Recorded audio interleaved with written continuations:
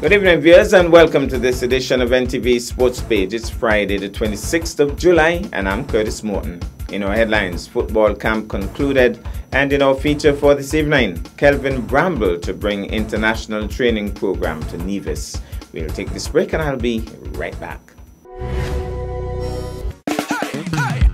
Jump up, free up, bet up, no standing up. Love, passion, pride, culture, I'm a 45, yeah. Music, folklore, pageants, and so much more. Love, passion, pride, culture, I'm a 45. Join us from July 25th to August 6th for the Caribbean's greatest summer line. It's Culturama 45. Love, passion, pride, culture, I'm a 45. Love, passion, pride, culture, I'm a 45. Love, passion, pride, culture, I'm a 45. Yeah. Love, passion, pride, culture, I'm a 45.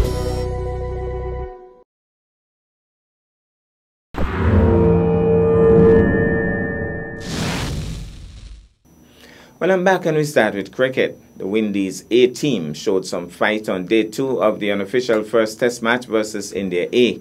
After being bowled out for 228 on the first day, the Windies team restricted the India A team to 298 for 8 at the end of day 2. Dubey got 71 and Saha was still the unbeaten on 61, while a few of their teammates got into the 40s. Cummins, Cornwall and Warwican were the main bowlers for the Windies A. Summarized scores: Windies A 228 all out, India A 298 for 8, Dubey 71, Saha 61 not out, Cummins 3 for 36, Cornwall 2 for 53 and Warwican 2 for 59 the main bowlers. India A leads by 70 runs with 2 wickets in hand.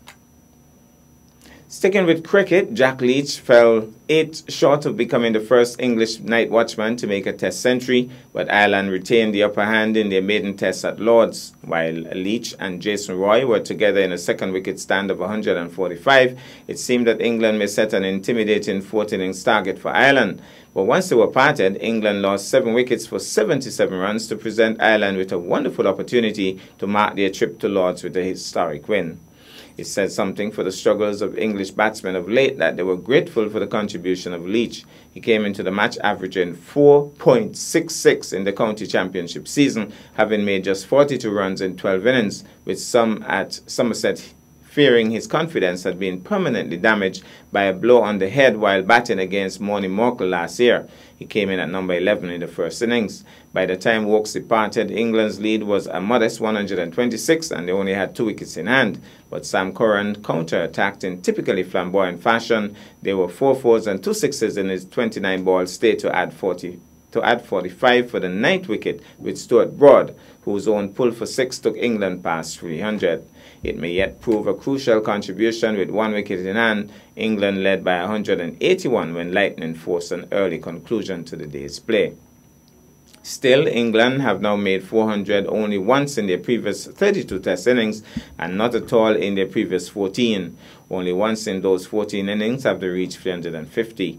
4 times in the last 7 innings they have failed to reach 200, and on the eve of the Ashes, these are statistics that will have the management team worried. Such issues can wait. Ireland will go into the 3rd day of their 3rd test with a wonderful chance to seize a win that ahead of the match their captain William Porterfield suggested would register as the greatest achievement in the history of Irish cricket. And just to pause slightly to tell you that there is incoming news that England did wrap up the series, the innings this morning, beating Ireland, bowling them out for a mega total. The last we heard was 24 for 6, and I don't think they made a lot more than that. But England won the game. So the summarized scores: England 85 and 303 because they were bowled out this morning, and then it was Ireland 207 and probably less than 40 in their second innings. And so England coming back to have some little bit of something to smile about just before getting to the Australia series. Now the football training camp hosted by the sports department was set to conclude earlier today, Friday 26 July. At yesterday's session, coaches Leroy Sweeney and Dequani Newton actually had the older children engaged in a match utilizing the small goals. They both expressed their joy at the skill sets that they saw displayed during the encounter. At the other side of the E.T. Willett Park, Coach Carisha Powell got the much smaller children involved in controlling the ball, dribbling between the cones and shooting at a small goal. She too was impressed at how quickly they were getting a feel of the game. The football camp, along with the camps for cricket and netball, should have concluded earlier today at the E.T. Willett Park. We got out to the ETW and we're taking some moments from yesterday's football session. We're here with the development program here. We have the Orange team versus the other team in the grey. So the score right now is 1-1. It's a 20 minutes game they're playing. Right now they have a penalty free kick here, trying to see if they could score the goal to go up 2. It's a nice game. You see a little skills they're displaying from the children, them, what they learned over the past days, going out on top of the field. Them. We're going to go back over to the younger kids, them, so we could see more of the football. So we just continue watching the game here. Your thoughts on what's going on? Yeah, just a little scrimmage. I think it's 5-5, 5 versus 5, 5v5. As you can see here, just a free kick. Ball going out now. Next orange ball. One free ball. And you think they would have learned, applied what you would have taught them over the Yeah, over what I'm seeing, yeah. Yeah, definitely. Okay. All right.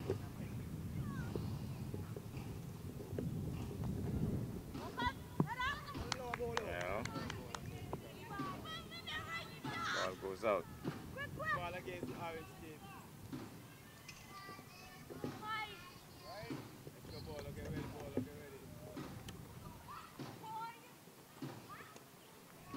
The action continues. So they're playing small goals really, and it demands quite a bit of skill. So here at the football camp, we're dealing with the smaller children, age range probably 4 to 8, but they're lower level skill. So right now we're doing dribbling through the cones and then a shoot to the goal right here. Okay, Yeah. thank you.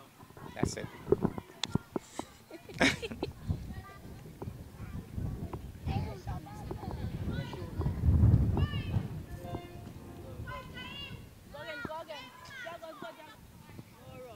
So here's the next Pele, just working his way between the cones. Now he's gonna have a shot. Now we're gonna see a goal here, guys. Big shot! Oh my goodness! Coming through. And we're gonna see that shot. Let's look at this shot. Let's look at this shot. Let's look at this shot. My goodness! Wow! She has converted. Well, I take your thumbs up. She's celebrating. Oh, she's celebrating. We got a break, and when I come back, we'll have our feature for this evening. Love, passion, pride. One word for welfare. Pride. Spectacular, boy. Awesome. The best yet. Extraordinary. What from this? Shout out. I cannot show you. The red was magnificent. Mad. Crazy. Out of this world. The change of them. Tell me that. I'm 45, yeah. Love, passion, pride. Hi everyone, I am your contestant number 1 in this year's Miss Culture's Rumor Pageant, Miss Babita Silal, a proud ambassador of Fit Wellness. And I am here just to let you guys know to take the full advantages of the free HIV testing and counseling that is offered at the Alexandra Hospital, also at the Health Promotion Unit and all the health center on the island.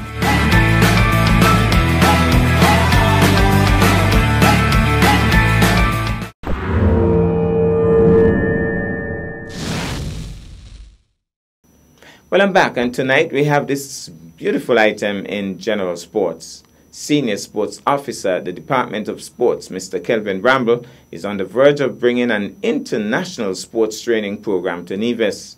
Our very own Remy Gums conducted this exclusive interview with Mr. Bramble. Mr. Bramble, could you please tell us what you have in store for us this summer? Well, this year we have a training clinic facilitated by Toronto-based organizations such as All In Training and True Champs. These are organizations that have been working with professional entities such as the NBA and the NBA Without Borders. They've been working with various NBA players, college players. Such as various NBA players, such as RJ Barrett, Augustus. I had the opportunity this year to work with Augustus and Danny Green as well. One of the most recent champs Yeah, For Toronto and Raptors. the second best three-point shooter in the NBA right now. Yes, yes, yeah. yes. Had the opportunity to work with them as well. And I spoke with them, and they're very interested in coming down and creating a program, which is such as the coaching program that I was assisting with up there. And this program will involve who? Who is eligible to be a part of this program? This program, we're pushing for it to be more of a holistic approach. So we have videographers coming down, photographers coming down, coaches, physiotherapists, and testers, athletic testers coming down as well.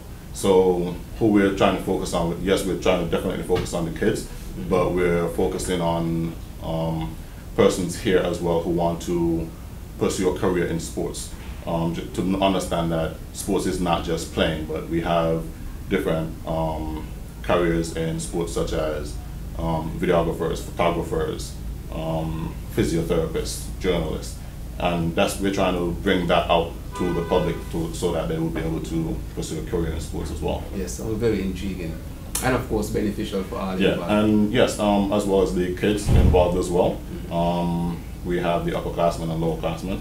The lowerclassmen will be age 6 to 12, and the upperclassmen will be 13 to 19. Okay, so lovely and well-rounded. Yes. So this event will be taking place when, what are the logistics required to get involved or to be a part of this upcoming event? This event will be taking place at the Brown Hill Basketball Court on August 11th to the 16th.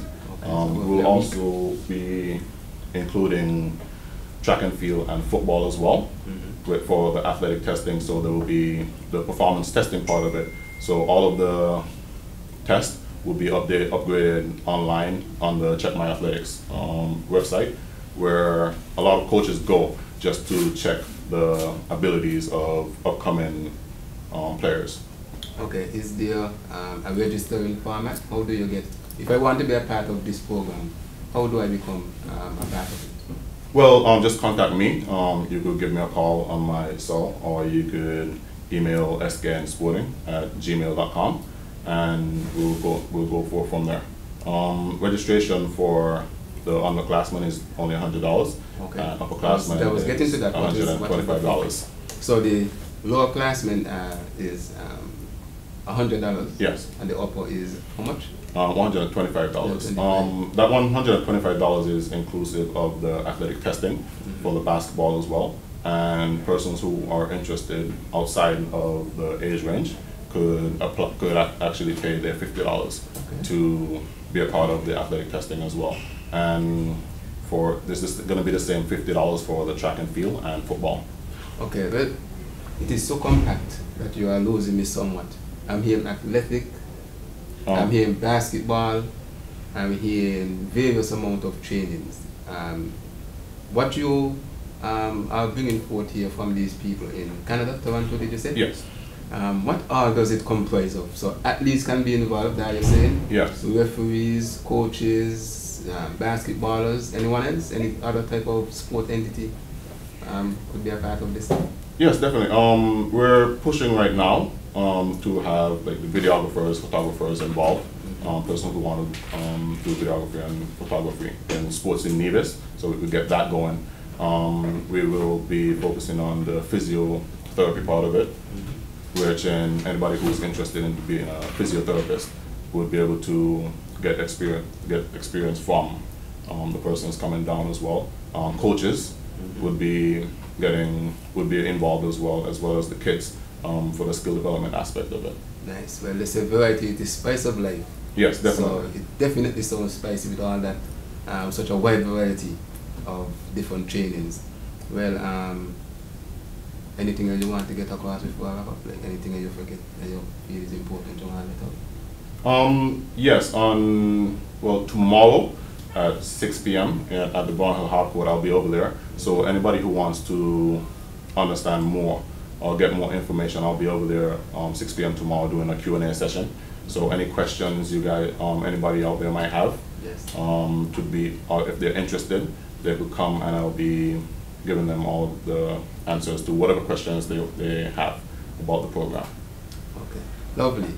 And is there anyone you would like to thank in advance for making such an initiative possible? Definitely, I would like to thank the sports department, the Ministry of Sports. Without them, I wouldn't have been able to travel to Canada and try to get this project going. I would like to thank the MNI Alive, True Champs, as well as All in Training. Nice, lovely.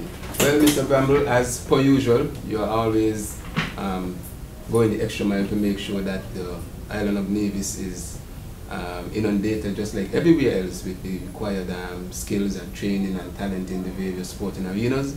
And I just want to say that you should keep up the good work because you're doing a very good job. And to go and get international experts like that to come here and give such training in such a wide variety of areas is such a magnificent job you are doing. So I just want to say to you that I wish you all the best in your quest for success in every particular endeavor. Yes, thank you very much. Yes. Well, thanks, Remy, and thanks, Mr. Bramble, for your hard work. That's our package for this evening and indeed for the week. I am Curtis Morton, reminding you that you can watch sports if you are not fit. But to play sports requires fitness, diligence, and sacrifice. Have a good night and a safe weekend.